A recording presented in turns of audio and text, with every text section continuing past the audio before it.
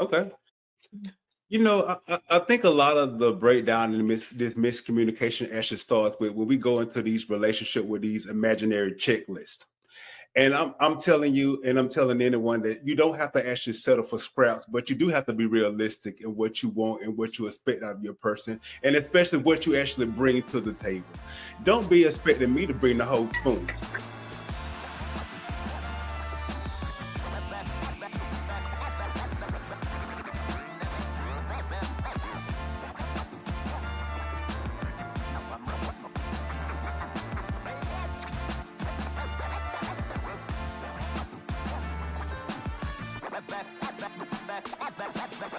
So, men and women communicate differently. I mean, we have tons of podcasts on this, books, Men Are From Mars, Women Are From Venus. Like, we're just different.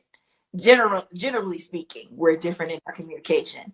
So, how can we bridge the gap between men and women in this miscommunication or difference in communication with each other? And I'll start with Isaiah. Okay. I think a lot of the breakdown and this miscommunication actually starts with when we go into these relationship with these imaginary checklists. And I'm telling you, and I'm telling anyone that you don't have to actually settle for scraps, but you do have to be realistic in what you want and what you expect out of your person, and especially what you actually bring to the table. Don't be expecting me to bring the whole table when you only come with plastic forks and spoons. And you have to be honest with yourself and what you value yourself and actually what you value out of other people. And I don't believe that we need to just find someone just exactly alike us in every single way, but you do need to find someone that actually have their own life. Basically, y'all actually are coexisting this together. You know how I feel about these legacy and dynasties coming together. But when I look into my significant other, I envision myself with her because of what she brings, how much of important that she is basically to my life. And that we're on the same page and we actually want the same things. Look, heated over there. He's speaking from experience. And you bringing plastic forks and knives to the table. Right. Oh, dying. That was I don't know good, why I man. keep forgetting the question because I be getting so caught up in what y'all can you say. Sure. I'm gonna throw it to you. What can we gap between men and women? Okay. I forgot my answer. I was like, what? I get so caught up in his question. Honestly, I just They want to do that rant. He threw you off. Yeah, I was like all in it, and now I forgot everything. To bridge the communication gap between men and women, I think for me, I have to talk to other men that are trusted voices to find out how I should say certain things. Like girl, da, da, da, da, da, da, da, and you're gonna take it and be like, oh yeah, because I'm used to talking to Kim as a female. But I feel with men, sometimes you can't stand each other because we're of the same species. You guys have a different language. You need to see things. I could say, like, me and Chris and Kim had a conversation about what we were talking about cutting the grass. And I was saying, yeah, I would hire somebody, the family, like, yeah. And Chris was like, why would I do that when I have a lawnmower? I can do my own grass, da da da da da. And me and Kim was trying to get him to understand that, but he didn't get it. Then he sends us a video on Instagram like, oh, I get it now. Because somebody was like, somebody showed why they had somebody come and clean up and why they had somebody to come. And so he was like, oh, I get it now. But he had to see it in a different way. So a lot of times, if it's something, any man, I always ask Chris or Isaiah or a good friend of mine or whoever, like, how should I say this? Or how do I need to have this talk? I think that helps by having male. Now, don't go to any man, but men who can, give you good advice. I think good advice is very much needed. So. Trusted advisor. Yeah. Okay. I'm good. Chris? I think we just got to talk, man. I think we literally have to communicate. So that men hear things differently. We know that women express things differently. They may be a more emotional, or men are more, kind of task oriented. So even the concept of, we always hear like women just want to vent and talk about their day. They don't need you to solve their problem. They just want to talk about it and express it. Whereas the man is thinking the whole time, how do I fix this? How do I fix this? So it's like in these, behaviors and how to make adjustments, but it's still as if we are assuming that the other person should know this off top, and we're not expressing or communicating our desires. And we are letting our expectations fail us because we are withholding these words to really say, hey, like, this is how I feel. Or I say this is what I'm meaning, or this is what I'm trying to express.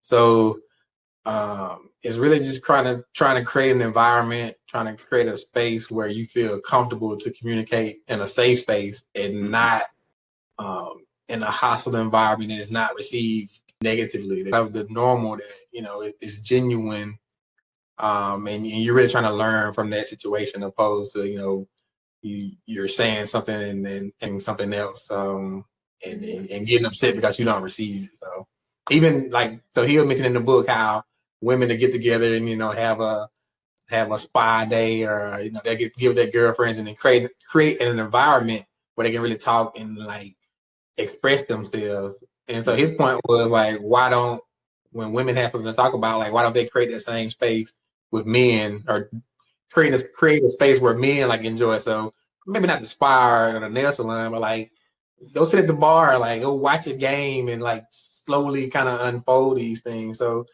it's I feel like the information is there, we're just not utilizing it. So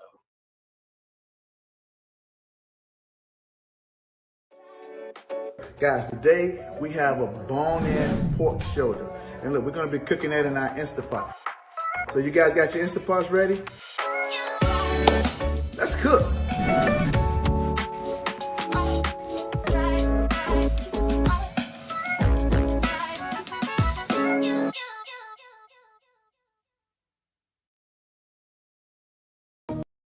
Story of a boy who was very sensitive to lights and sounds.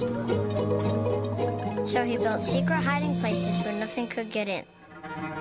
The boy didn't like looking people in the eye. It made him feel uncomfortable.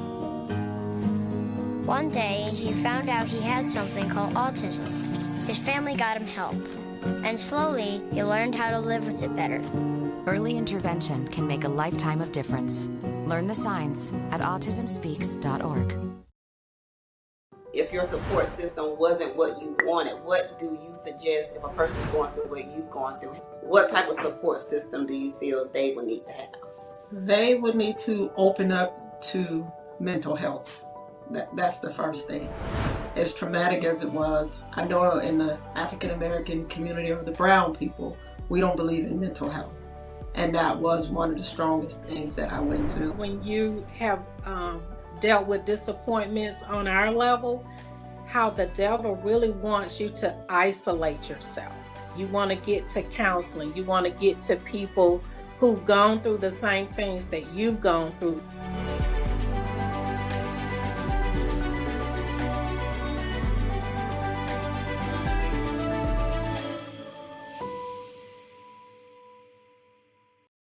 I think too, he talked about in the book being honest in your communication. He hit on how might say be insecure about how she's looking, might have gained a few pounds or something, and instead of being honest with that about her partner, she'll say does this dress make me look fat? And so he's like, okay, if he gives an honest answer, it's like, what, you think I'm big? Instead of just being honest about how you're really feeling. And I think both men and women need to tap into how they're really feeling about something and be able to have that vulnerability and be comfortable. And like Chris said, have that environment to where you can be honest, so where you won't have that breakdown. I think a lot of times there's a lot of dishonesty about how we're really feeling about something, and that can cause a problem with communication between men and women. Okay. All right, look, good discussion, good conversation, but your boy got to do it. We got to talk about relationships, talking about dating, marriage. We got to talk about sex. So why is sex and finance So my question, why is sex and finance such a taboo topic or conversation piece within relationships? Like, why are we so hesitant to talk about those areas when they seem to be kind of the leading cause of divorce with their marriages? Usually when you hear about people talking about, why that marriage didn't work, it was usually, something about finances or sex. So knowing this, why are we not talking about this and having these discussions prior to? And who I'm coming to first? Laria gave me an eyebrow. There you go, Laria. That look on her face. Yeah. Look, let's do it. Let's talk about it. Let's go into this whole sex thing. Okay. So I think it's the vulnerability of the naked truth. Literally. With sex, you're uncovering everything. With finances, you uncovering everything. Like, nobody goes around showing their in the bank. You can assume it all day. I can drive my car, I can do whatever, and I might have a negative balance of $120. You wouldn't know that by looking at me. You know what I'm saying? So I think it's the vulnerability that a lot of us have not experienced, so that we can just talk about those things where it's like, hey, this is where I'm at. This is how much I owe. This is what I got going on. And I think it's like that fear of rejection too. Like, what if you don't like it? I guess sex. And what if you don't like these finances, the money, and how much I owe? Because when you get married to me, you're taking on what I got. And I think that a lot of people just don't want to talk about that because it's a vulnerable thing. Yeah, it's very vulnerable. So yeah. That's good. Isaiah, what are your thoughts on that? Well, my thoughts on it. First, I want to gravitate towards the sex situation. I think men and women don't really talk about that outside of your friends because you don't want to be looked at in a certain type of way. I can understand that. I asked a woman point of view about that as well too. Nobody really wants to talk about body count, and we at this age where we're young, but we're responsible adults. So we've been in these situations, and we know we know what we want as for in our partner. As far as like with finances, I think y'all stated before that we are professional adults, so we have actually worked so hard to obtain this type of situation to be financially free. So you want to be with somebody that actually brings out the best and shoots for the stars and just want that goals. But like Laria says, that sometimes you have to be vulnerable. Like, yeah, hey, this is what I got. This is what I'm going for. This is what I want to do. But you really, like I said before, I really don't like to settle for potential. I like to settle for what you actually show me. That's good. That's good. I think for me, man, it's really one of those things where, and Laria kind of touched on it, like we just, it's so vulnerable. You grow up, like you don't hear about your parents' finances. You don't hear about, sex or anything. Even we talk about, we've talked about it in the past, like, even the topic of sex within the church is like just some touchy subject. Like we know what's happening, like these babies coming from somewhere. So like we know these things are happening, but it's just, it's so, I guess, vulnerable, and it's leaving people kind of leaving you in the dark because you're afraid to have the discussion. And then like, it's almost like you get deep and then you find out. So then things are revealed, whether it's about your finances or your sex life or desires. And then your partner's like, I ain't cool with that. But if we would have had those conversations, up front, and I ain't saying first date, like I heard the discussions and talk about, on the first date, I want to know what your credit score is. I don't know how much bank account, what's in your bank account, like how much student loans you got. Like I don't think that's appropriate. But once you get to a certain space with someone, there should, and again, considering that divorce is predicated often on sex and finances, like those should be things you talk about. What's enough sex? What's too much sex? How much student loans are you comfortable with? How much debt are you comfortable with? Even when you're talking about legacy in this empire, like how do you do that without having those discussions and really planning and trying to plot out your future? So we gotta have those conversations, and considering the severity of these two topics, like it's a must that we, start talking about them. So, all right, I'm gonna say my little piece. Look, Ms. Lake, what you got on this topic?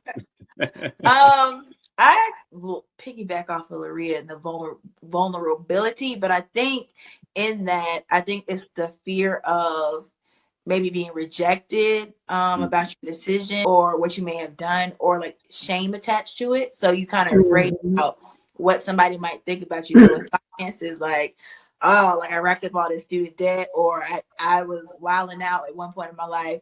I got all this credit card debt. Now I'm ashamed about it, So one share that can make people want to hide it, because I think the shame of it. So I think once people own what they've done, and you might have done, like with finances, made some bad decisions, or even sexually, if you feel like you I know that everybody talks about body count and all that stuff, but whatever it may be, sex-wise, once you own who you are and, forgive yourself if you feel shame or fear rejection about what somebody might think or say, once you get comfortable in yourself, I think you're more ready to share that and be open about it. So I think it's just basically getting rid of the fear of rejection or what people might think, or the shame might feel attached will kind of keep you quiet about certain things. So I think getting good with yourself, forgiving yourself, and owning, this is just my life, this is my history, whatever, this is me, and laying it out on the table, I think that will help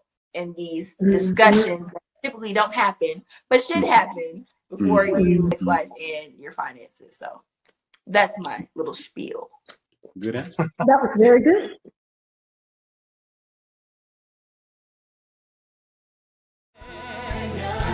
Night of fire.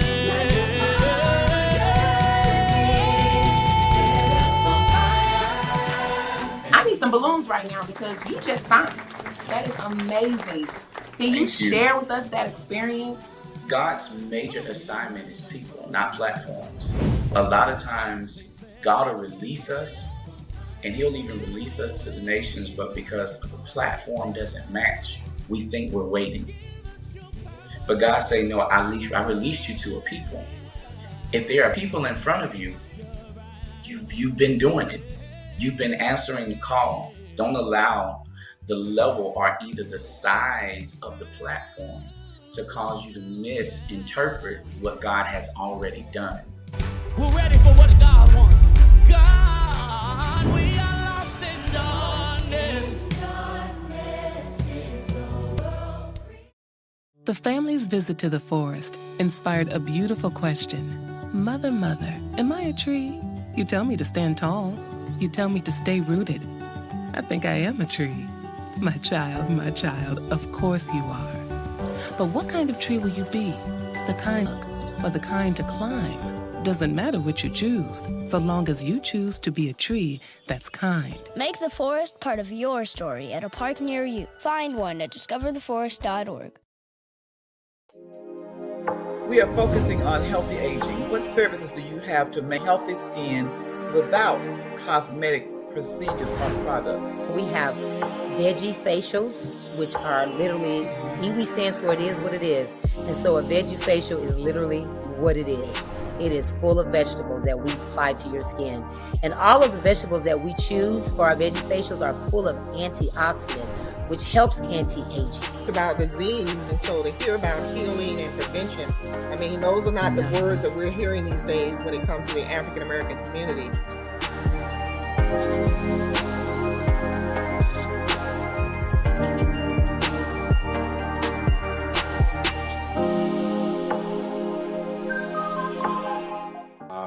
And I think we've kind of talked about it in the past as well. Like, you have to get to a space where you are whole within yourself.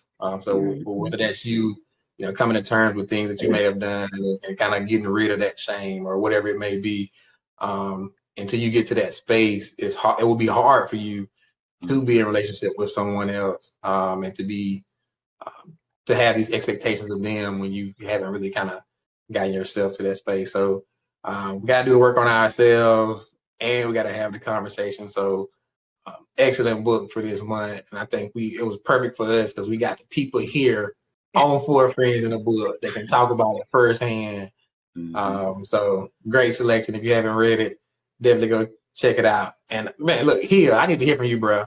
What happened to my girl? What happened to my girl Nicole? Like, Nicole, you don't talk about that. What happened to Nicole? One of my out of the day, I was telling her this was the book we were doing, and she was like, "Girl, I was looking on social media for Nicole. I was googling her and everything." I was like, maybe I'll try to find. I tried to Google or something, but I couldn't find it. So Nicole needs to hit us up. That's what yeah, we need to hear from Nicole. Man. Or is that even her real name? You're right. Yeah, I didn't think about that. Good point. Good point. Good point. All right. So again, if you've been rocking with Four Friends for a while, you know what time it is. We have this little piece, so which we call the rant. 60 seconds, uninterrupted. Somebody speaking from the heart. Whatever's on their mind, we don't debate it, we don't contest it. And you know we got Mr. Rant Man. He hit us every time. We never know what we getting. But my brother Isaiah too about to step up and take another hit at this rant. So we about to. He had a little mini rant on this earlier. You know, he started talking about these relationships. I don't know what we getting. We never know what we getting. But my brother, look, do your thing. Start it on. Go. For the past 2 weeks, the world has watched the devastation happening in Ukraine. But what I don't want to happen is Brittany Griner's stories to get lost in that situation. Brittany Griner, a 7-time WNBA All-Star, 2 Olympic gold medal, my guess is she was probably forgot it was in there. And in other countries, it probably wouldn't be a big deal. But in Russia, it is a big deal, and especially in Russia right now. And I personally wouldn't have gone there right now. But when she has actually played there over the years, she probably didn't think it was actually a big issue. Regardless of the opinions around the WNBA, Black women athletes, drug usage, a U.S. citizen is being detained. And I hope she doesn't become a pawn in this game between two countries. And sending thoughts and prayers are sometimes thought of as cliche, but in this moment, this is all we have. But in today, I'm sending all mine to Brittany Griner. May she return home soon and safe. And that's that on that. That's good, brother.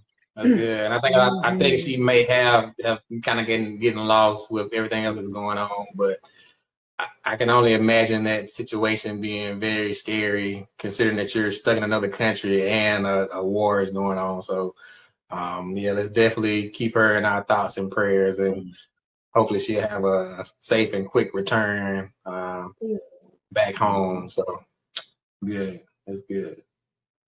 All right, so Four Friends in a Book podcast just wrapped the rant, just wrapped this book, the conversation by Hill Harper. So, as we read books over here every month, we want you guys to read with us. So, Isaiah, tell them about the book for next month.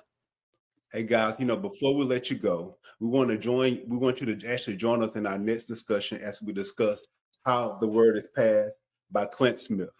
This book is a New York Times bestseller and is on a short list of every single list that you can actually think of, and now is on the Four Friends in a Book, and you don't want to miss it. L'Real, tell the viewers when they can tune in. You guys can tune in to Four Friends in a Book every third Thursday of the month at 7 p.m. Eastern Standard Time. Every third Thursday. So go ahead on, put us in your phone, lock us in, so that you can do that and watch us and be with us and read with us. And our YouTube family is growing. So if you're not subscribed, make sure to subscribe to our YouTube channel and follow us on Instagram and Facebook at Four Friends in a Book.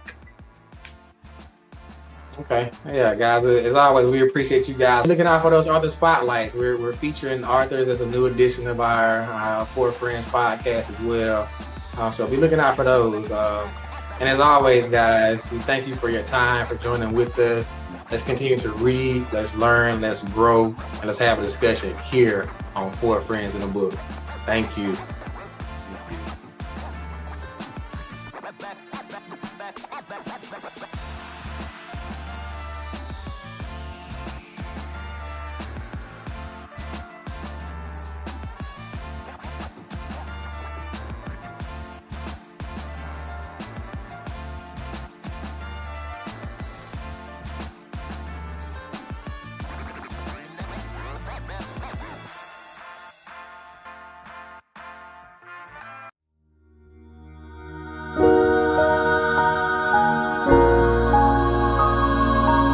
Light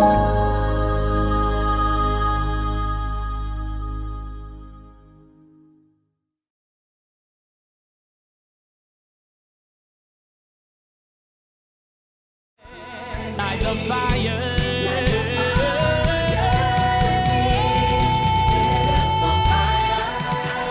I need some balloons right now because you just signed. That is amazing. Can you Thank you. share with us that experience? God's major assignment is people, not platforms. A lot of times, God will release us, and He'll even release us to the nations, but because we think we're waiting. But God say, no, I released you to a people. If there are people in front of you, you've been doing it. You've been answering the call. Don't allow the level or either the size of the platform to cause you to misinterpret what God has already done. We're ready for what